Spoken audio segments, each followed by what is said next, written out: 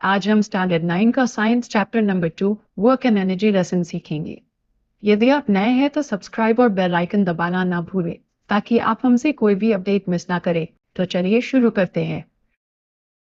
कौन से पिक्चर्स में वर्क किया गया है? साइंटिफिक पॉइंट ऑफ व्यू से कब कहा जाता है कि कोई वर्क नहीं हुआ? Understanding work in science. Daily life में हम कई एक्टिविटीज को वर्क कहते हैं, जैसे पढ़ना, लिखना या दौड़ना। ये एक्टिविटीज एनर्जी यूज करती हैं, इसलिए हमें लगता है कि ये वर्क है। लेकिन फिजिक्स में वर्क का एक स्पेसिफिक मतलब होता है। What is work in physics? Work तभी होता है जब एक फोर्स किसी ऑब्जेक्ट पर अप्लाई किया जाए और ऑब्जेक्ट फोर्स की डायरेक्शन में मूव करे। Formula for work: work equals force multiplied by displacement. इसका मतलब है कि अगर आप किसी चीज को पुश, पुल या लिफ्ट करते हो और वो आपके फोर्स की वजह से मूव होती है, तो आपने वर्क किया। लेकिन अगर कोई मूवमेंट नहीं होता तो साइंटिफिक सेंस में वर्क नहीं होता। Can you recall? Meenakshi wooden block को पॉइंट ए से पॉइंट बी तक टेबल पर मूव करना चाहती है। वो एक फोर्स एफ यूज करके ब्लॉक को पुश करती है। क्या उसने जो एनर्जी यूज की वो पूरी ब्लॉक को मूव करने में गई? उसे ब्लॉक मूव करने के लिए कौन से फोर्सेस को ओवरकम करना पड़ा? Observing and discussing work and force. आपने शायद ऐसे सेक्शंस देखी होंगी जो पिक्चर्स बी और सी में दिखाए गए हैं। पिक्चर बी में एक बच्चा एक टॉय कार्ट को एक स्ट्रिंग से पुल कर रहा है। यहाँ फोर्स डायगोनली स्ट्रिंग के अलोंग अप्लाई हो रहा है, लेकिन कार्ट हॉरिजॉन्टली मूव हो रहा है। पिक्चर सी में एक बड़ा व्हीकल एक छोटी व्हीकल को टो कर रहा है और यहाँ भी फोर्स और मूवमेंट की डायरेक्शंस अलग है। दोनों केसेस में फोर्स डिस्प्लेसमेंट के एंगल पर लग रहा है। ये डिसाइड करता है कि एक्चुअल में कितना वर्क किया गया है। How to calculate work done? जब एक बच्चा एक टॉय कार्ट पुल करता है, फोर्स स्ट्रिंग के अलोंग लगता है, लेकिन कार्ट ग्राउंड के अलोंग मूव करता है। अब कैलकुलेट करने के लिए हमें फोर्स को कंपोनेंट्स में तोड़ना पड़ता है और उसका वो पार्ट फाइंड करना होता है जो मूवमेंट की डायरेक्शन में एक्ट करता है। फॉर्मूला फॉर वर्क डन: माने F अप्लाइड फोर्स है। F1 फोर्स का वो पार्ट है जो डिस्प्लेसमेंट की डायरेक्शन में एक्ट करता है। S डिस्प्लेसमेंट है, तो वर्क डन होगा work equals F1 multiplied by S। क्योंकि फोर्स एक एंगल थीटा के साथ हॉरिजॉन्टल के साथ अप्लाई हो रहा है, ट्रिगोनोमेट्री का यूज करके F1 फाइंड करते हैं। Cosine theta equals F1 divided by F। F1 equals F multiplied by cosine theta, तो वर्क डन होगा work equals F multiplied by cosine theta multiplied by S. Rearrange करने पर work equals F multiplied by S multiplied by cosine theta. Understanding work at different angles. अब देखिए कि जब angle theta change होता है तो क्या होता है। अगर थीटा इक्वल्स 0 डिग्रीज है, फोर्स मूवमेंट की डायरेक्शन में है, तो मैक्सिमम वर्क होता है। अगर थीटा इक्वल्स 90 डिग्रीज है, फोर्स परपेंडिकुलर है, तो कोई वर्क नहीं होता। अगर थीटा इक्वल्स 180 डिग्रीज है, फोर्स ऑपोजिट डायरेक्शन में है, तो नेगेटिव वर्क होता है, यानी फोर्स मूवमेंट को रेजिस्ट करता है। इससे समझ आता है कि जब फोर्स किसी एंगल पर अप्लाई होता है तो वो ऑब्जेक्ट को मूव करने में एक्चुअल वर्क को कैसे अफेक्ट करता है। Unit of work: SI system, international system of units. Unit of force: newton.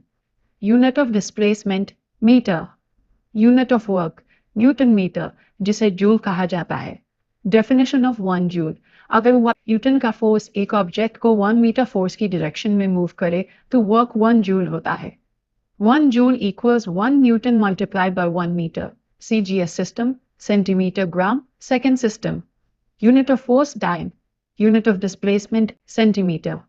Unit of work dyne centimetre, जिसे अर्ग कहा जाता है।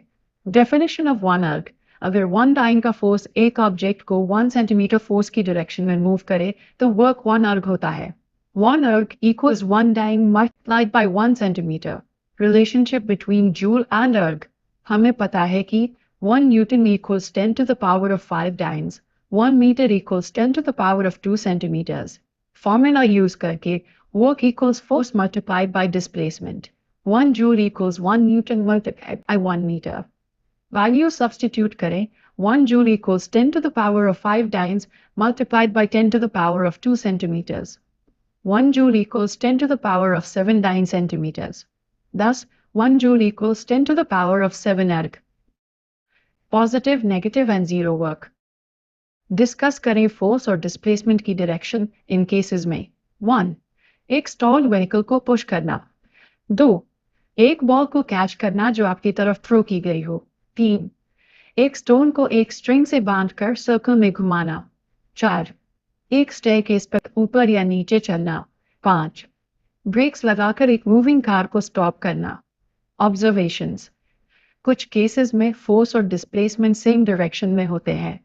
कुछ केसेस में फोर्स और डिस्प्लेसमेंट ऑपोजिट डायरेक्शन में होते हैं। कभी फोर्स और डिस्प्लेसमेंट परपेंडिकुलर होते हैं, यानी 90 डिग्री एंगल पर होते हैं। Types of work done. 1. Positive work. जब फोर्स और डिस्प्लेसमेंट सेम डायरेक्शन में होते हैं, एंगल इक्वल 0 डिग्रीज, तो वर्क पॉजिटिव होता है। 2. Negative work. जब फोर्स और डिस्प्लेसमेंट ऑपोजिट डायरेक्शंस में होते हैं, एंगल इक्वल्स 180 डिग्रीज, तो वर्क नेगेटिव होता है। 3. Zero work. जब फोर्स डिस्प्लेसमेंट कॉज नहीं करता या फोर्स और डिस्प्लेसमेंट परपेंडिकुलर होते हैं, एंगल इक्वल्स 90 डिग्रीज, तो वर्क जीरो होता है। एग्जाम्पल, वॉकिंग करते वक्त एक बैग कैरी करना, आपका फोर्स अपवर्ड है लेकिन डिस्प्लेसमेंट फॉरवर्ड है, इसलिए कोई वर्क नहीं होता फोर्स की डायरेक्शन में। Try this experiment. Materials needed: a plastic cup, a long thread, two small nuts. अब ये स्टेप्स परफॉर्म करो। फिगर ए, कप को टेबल पर रखो। एक नट को कप के अंदर रखो और दूसरे नट को टेबल के से लटकने दो। क्या होता है? फिगर बी, कप को टेबल पर स्लाइड होने दो। फिर एक रूलर रखकर उसका मोशन स्टॉप करो। ऑब्जर्व करो क्या होता है। फिगर सी, कप को टेबल के सेंटर पर रखो, दोनों नट्स को टेबल की ऑपोजिट साइड से लटकने दो। क्या कप मूव करता है? Question and answers. 1. Figure A में कप जो पुल होता है। लटकता हुआ नट ग्रेविटी के फोर्स की वजह से कप को टेबल के एज की तरफ पुल करता है। 2. फिगर बी में डिस्प्लेसमेंट और अप्लाइड फोर्स का क्या रिलेशन है? रूलर का फोर्स कप की मूवमेंट के ऑपोजिट डायरेक्शन में है। ये फोर्स कप को रोकता है, इसका मतलब नेगेटिव वर्क होता है। 3. फिगर सी में कप मूव क्यों नहीं करता? दोनों नट्स ऑपोजिट डायरेक्शंस में इक्वल फोर्स लगाते हैं। ये फोर्सेस कैंसिल हो जाते हैं, इसलिए कप स्टेशनरी रहता है। 4. फिगर्स ए, बी और सी में कौन सा टाइप का वर्क होता है? Figure A, positive work force और डिस्प्लेसमेंट सेम डायरेक्शन में है। Figure B, negative work ruler का फोर्स डिस्प्लेसमेंट के ऑपोजिट है। फिगर सी, जीरो वर्क, कोई मूवमेंट नहीं होता। Example, satellite motion. एक सैटेलाइट अर्थ के अराउंड मूव करता है और उस पर ग्रेविटेशनल फोर्स एक्ट करता है जो उसे अर्थ के सेंटर की तरफ पुल करता है। लेकिन सैटेलाइट सर्कुलर पाथ में मूव करता है जो फोर्स के 90 डिग्री एंगल पर होता है, इसलिए ग्रेविटी का वर्क जीरो होता है। Institute at work. National Physical Laboratory, NPL, New Delhi. Established in 1943 under Council of Scientific and Industrial Research. Basic physics research करता है और इंडस्ट्रीज और इंस्टीट्यूट्स को टेक्नोलॉजिकल डेवलपमेंट में सपोर्ट करता है। Main goal, physical quantities measure करने के लिए नेशनल स्टैंडर्ड्स एस्टैब्लिश करना। Energy. Why does it happen? अगर एक प्लांट को डार्क में रखा जाए तो वो प्रॉपरली ग्रो नहीं करता और इवेंचुअली मर जाता है।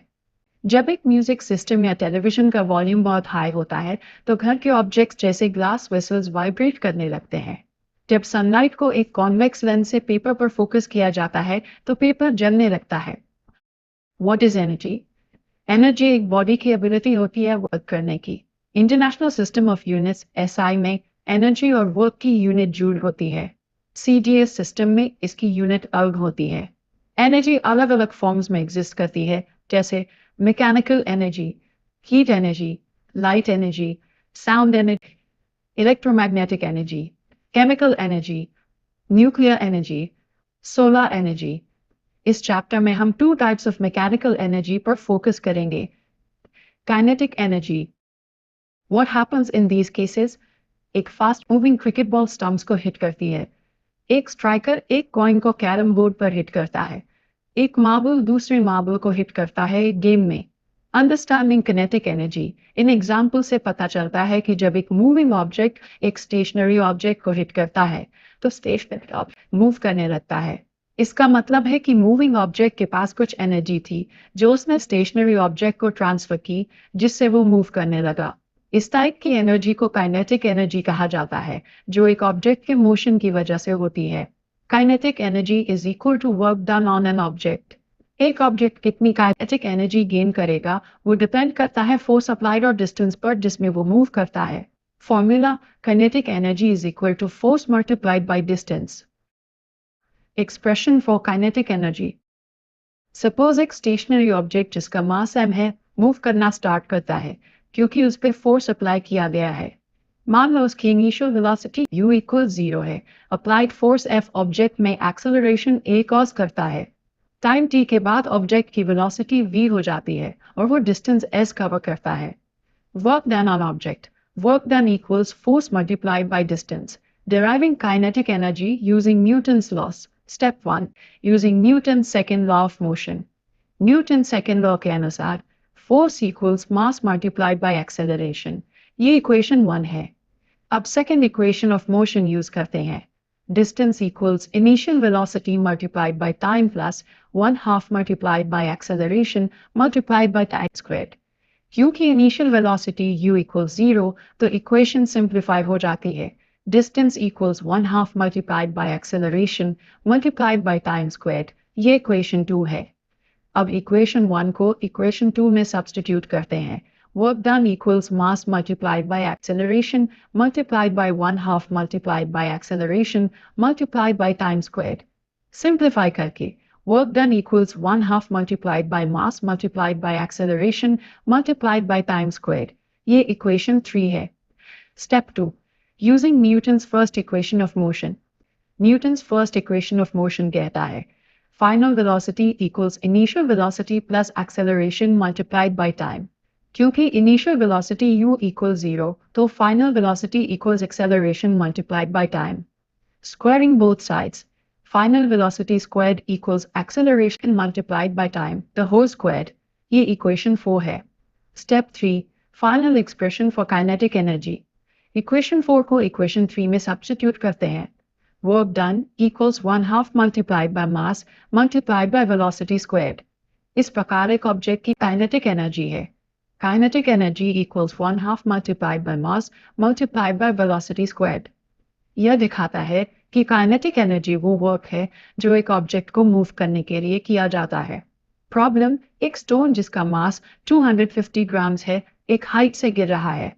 अगर उसकी वेलोसिटी 2 मीटर्स है तो उसके पास कितनी काइनेटिक एनर्जी होगी? Solution given: mass equals 250 grams which is 0.25 kilograms. Velocity equals 2 meters. Using kinetic energy formula, kinetic energy equals 1/2 multiplied by mass multiplied by velocity squared. Substituting values, kinetic energy equals 1/2 multiplied by 0.25 multiplied by 2 squared. Kinetic energy equals 0.5 joules. इसलिए stone के पास 0.5 joules की kinetic energy होगी। Potential energy. एक arrow को एक stretched बो से release किया जाता है। पाइप पे स्टोर्ड वाटर एक पाइप से नीचे फ्लो करता है। एक कंप्रेस्ड स्प्रिंग को रिलीज किया जाता है। सब ऑब्जेक्ट्स में क्या कॉमन है? इनकी एनर्जी कहाँ से आती है?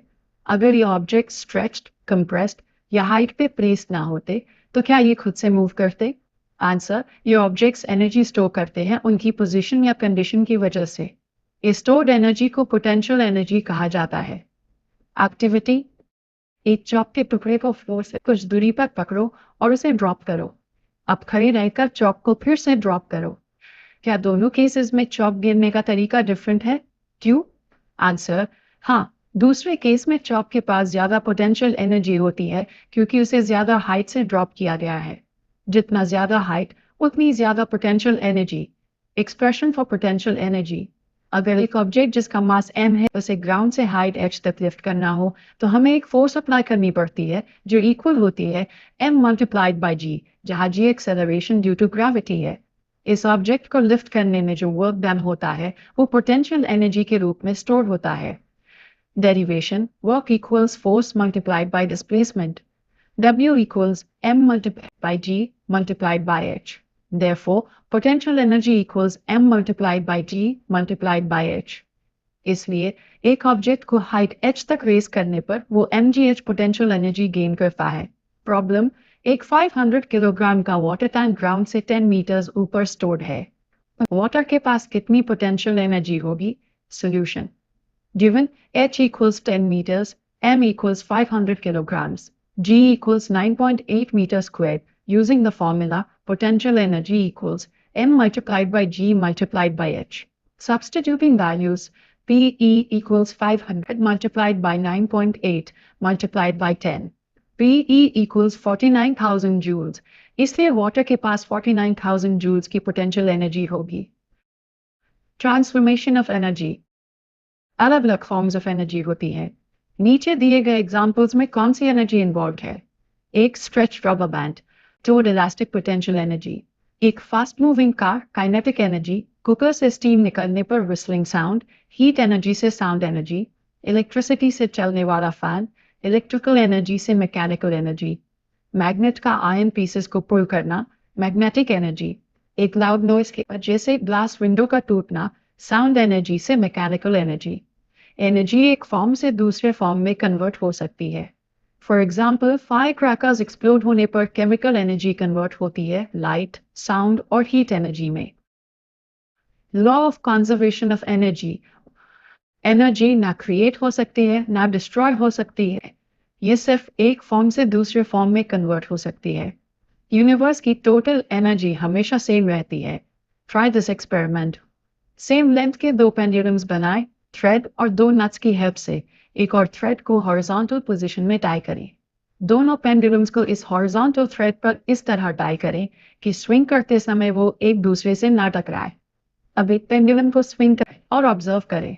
आप देखेंगे कि जैसे जैसे पेंडुलम की ऑसिलेशन की स्पीड धीरे धीरे डिक्रीज होती है, दूसरा पेंडुलम जो इनिशियली स्टेशनरी था वो स्विंग करना शुरू कर देता है. इस तरह एक पेंडुलम अपनी एनर्जी दूसरे पेंडुलम को ट्रांसफर करता है. Free fall.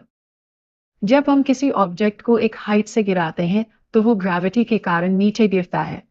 अगर ऑब्जेक्ट सिर्फ ग्रेविटी के इन्फ्लुएंस में गिर रहा हो बिना किसी रेजिस्टेंस या एक्सटर्नल फोर्स के तो इसे फ्री फॉल कहते हैं. चलो एनालाइज करते हैं कि एक ऑब्जेक्ट जिसकी मास m है उसकी काइनेटिक एनर्जी और पोटेंशियल एनर्जी कैसे चेंज होती है जब वो हाइट h से ग्राउंड तक गिरता है. फ्री फॉल के दौरान energy at different points. Energy at the top point A, height equals h. इस पॉइंट पर ऑब्जेक्ट स्टेशनरी है, मूव नहीं कर रहा, तो इसका इनिशियल वेलोसिटी 0 होगा. Kinetic energy ke equals 1/2 multiplied by m multiplied by u squared. ke equals 1/2 multiplied by m multiplied by 0 squared equals 0. Potential energy Pe equals m multiplied by g multiplied by h.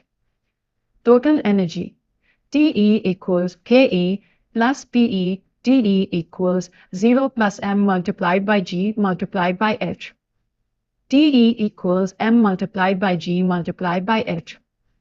तो point A पर object के पास सिर्फ potential energy है, कोई kinetic energy नहीं है.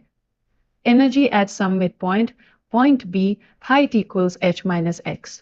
अब मान लो कि ऑब्जेक्ट x डिस्टेंस गिर चुका है और पॉइंट बी पर पहुंच गया है. ग्रेविटी की वजह से उसकी वेलोसिटी बढ़ रही है. मान लो कि पॉइंट बी पर वेलोसिटी v सबस्क्रिप्ट b है. इक्वेशन ऑफ मोशन यूज करते हैं. v squared equals u squared plus 2 multiplied by a multiplied by s. u equals 0, s equals x और a equals g है, तो v subscript b squared equals 0 plus 2 multiplied by g multiplied by x. Kinetic energy at b, ke equals 1/2 multiplied by m multiplied by v subscript b squared. ke equals 1/2 multiplied by m multiplied by open parenthesis 2 multiplied by t multiplied by x close parenthesis. ke equals m multiplied by g multiplied by x. Potential energy at b, Pe equals m multiplied by g multiplied by open parenthesis h minus x close parenthesis. Total energy Te equals k plus Pet equals m multiplied by g multiplied by x plus m multiplied by x plus m multiplied by g multiplied by open parenthesis h minus x close parenthesis. Te equals m multiplied by g multiplied by h. तो point B पर कुछ potential energy kinetic energy में convert हो चुकी है, लेकिन total energy constant है.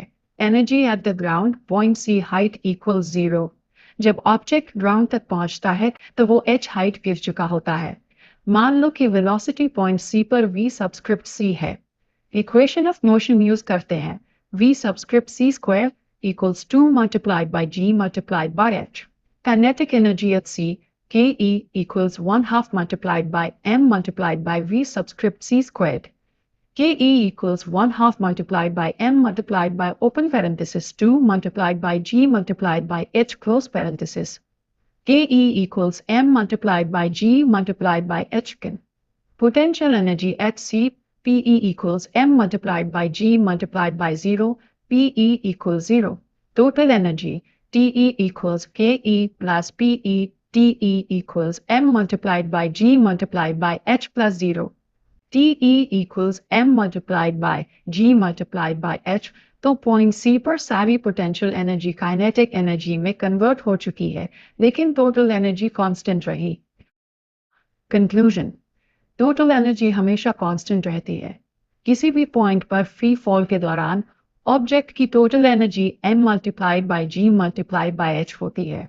Point A पर Te equals m multiplied by g multiplied by h सारी एनर्जी पोटेंशियल एनर्जी होती है, कोई काइनेटिक एनर्जी नहीं होती।